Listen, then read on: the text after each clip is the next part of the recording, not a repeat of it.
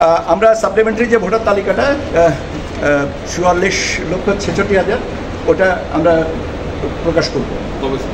এটা আমি কবে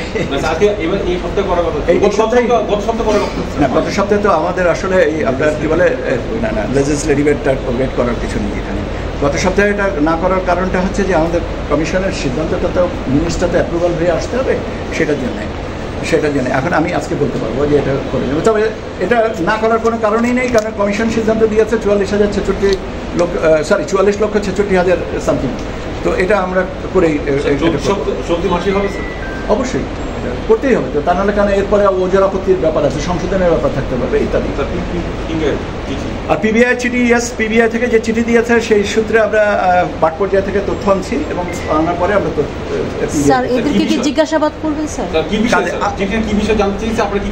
পিবিআইয়ের ব্যাপারে কি চেয়েছে যে বিগত নির্বাচনগুলো যারা 14, 18 এবং 24-এ যারা নির্বাচনের সাথে মাঠ পর্যায়ে জড়িত ছিলেন তাদের নামের তালিকা চেয়েছে।